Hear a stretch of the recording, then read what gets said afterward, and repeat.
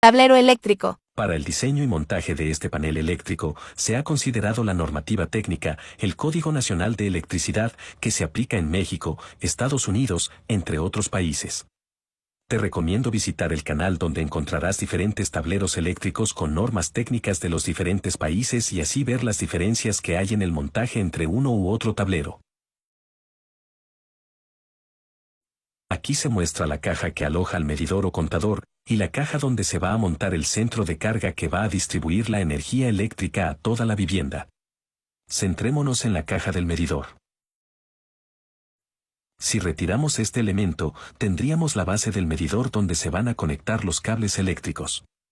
Estos cables vienen desde la red de distribución eléctrica desde un transformador y se conecta la línea 1 en el terminal 1, la línea 2 en el terminal 3 y el neutro llega hasta el terminal central y luego al terminal 5.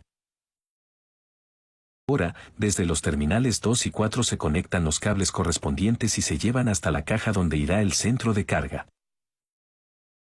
Los dos cables de línea llegan hasta el interruptor principal que por lo general es de entre 100 a 200 amperios. Mientras que el cable de neutro se conecta a la barra neutra. También es posible considerar un cable de protección para la puesta a tierra en el medidor, el cual se conecta desde el terminal de neutro.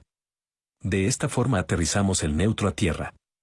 Si colocamos el medidor en su base ya podemos tener energía que le llega al interruptor principal. Por lo que, si habilitamos este interruptor moviendo la palanquilla ya tendríamos energía eléctrica en las láminas metálicas donde irán montados las pastillas o breakers.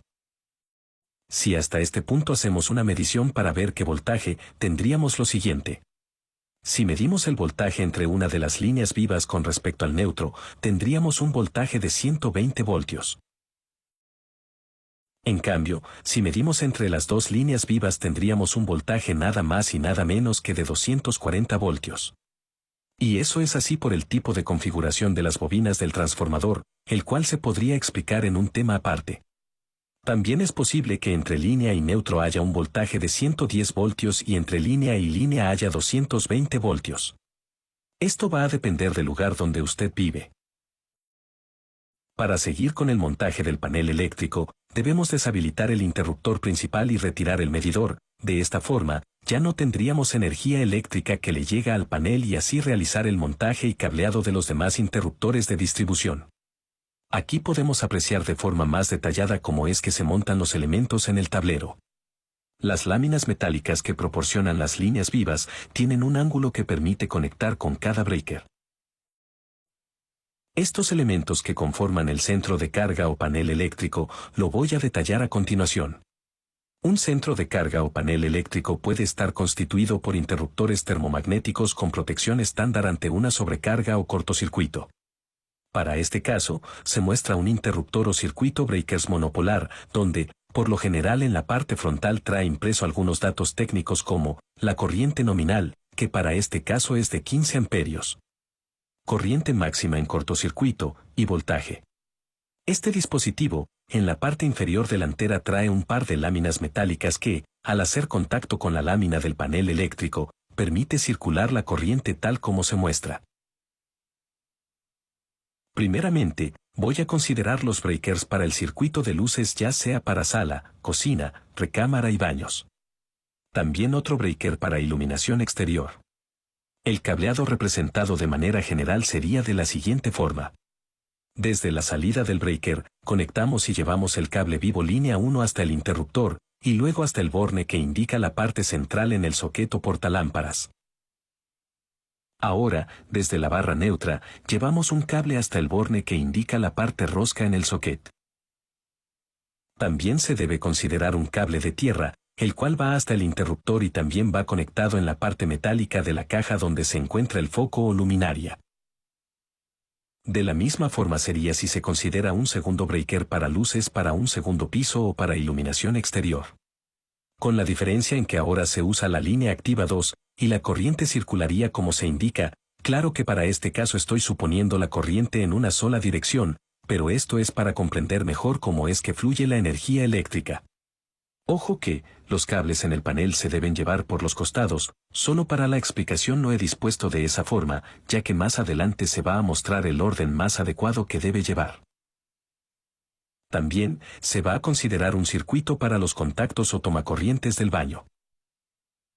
Debemos tener en cuenta que estos elementos dispongan de protección GFCI, es decir, ante fugas de corriente hacia tierra. Esta protección también podría tenerlo el breaker. Otro breaker sería usado también para la parte de los garajes, el cual debe considerar el tomacorriente con protección GFCI. Anteriormente no se consideraba esto, pero según el Código Actual 2020 sí se considera. En la descripción del video, le voy a dejar la tabla de referencia con los requisitos de protección para cada parte de la vivienda. También es posible considerar breaker bipolares o duales. Este elemento suele ser usado cuando se tiene máquinas que requieran un voltaje de 230 o 240 voltios, como motores, aire acondicionado, estufas, etc. Estos pueden ser de 15, 20 o más amperaje. La conexión se hace usando los dos cables de línea viva y el cable de tierra. En algunos casos, los tomacorrientes también traen un terminal para la conexión del cable de neutro. Otro de los elementos que se debe incluir en el panel eléctrico es el interruptor de circuito por falla de arco. Mientras que los breakers estándar ofrecen un nivel básico de protección contra incendios eléctricos, los dispositivos AFCI utilizan tecnología avanzada para supervisar continuamente el flujo de electricidad en el circuito, y si detecta cualquier señal de arco no deseada, corta la electricidad inmediatamente. En resumen, la protección AFCI consiste en prevenir el fuego eléctrico. La apariencia física de este dispositivo es tal como se muestra. En la parte frontal trae un pulsador de test para un testeo manual y corroborar que el dispositivo funciona correctamente.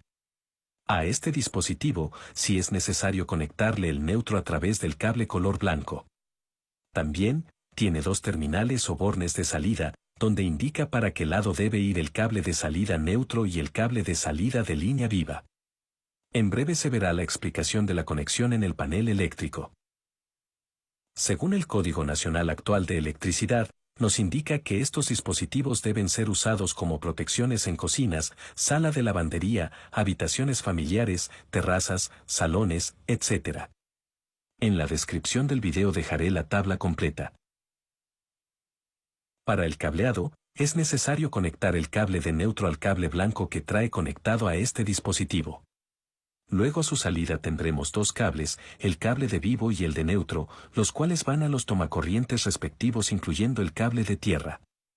Estos tomacorrientes pueden ser estándares, o sea, sin protección incorporada, como también pueden tener protección GFCI.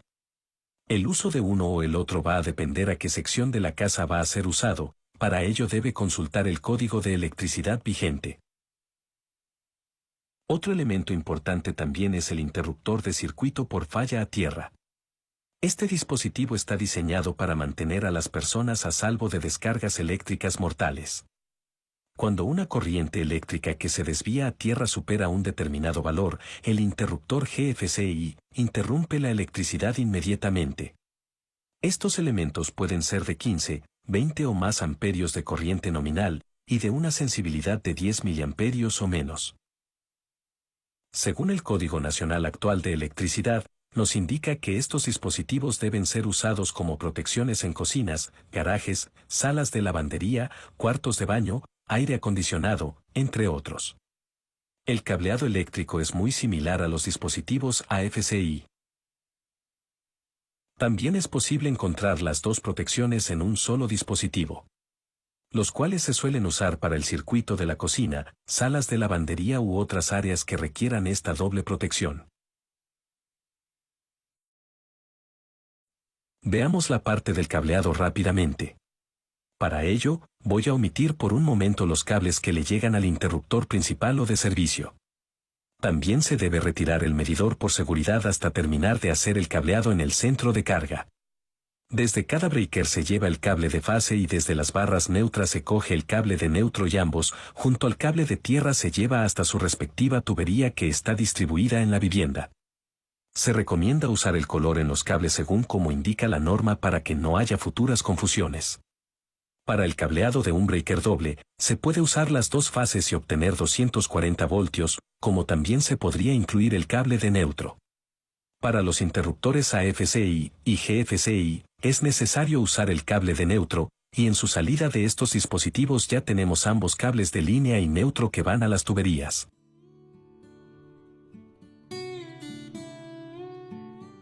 Igual sería el cableado para los breakers del lado derecho.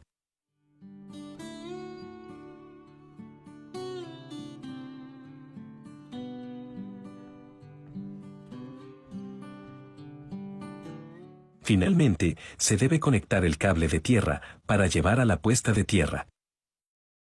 Para la puesta a tierra, se puede hacer tal como se muestra, es decir, una desde el centro de carga y otra desde el medidor y ambas deben estar unidas por alambre. Otra forma de realizarlo es unir el cable de servicio neutro con el cable de protección tierra en la caja del centro de carga y luego llevarlo a una puesta a tierra. Al terminar de hacer el cableado y en la tapa de la caja del centro de carga, se debe incluir un rótulo con las marcas donde especifique para qué área de la casa es cada breaker. Bueno compañeros. Hasta acá este video.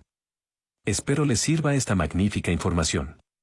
Si te gustó, dale pulgar arriba, suscríbete y comparte esta información tan valiosa. Hasta pronto.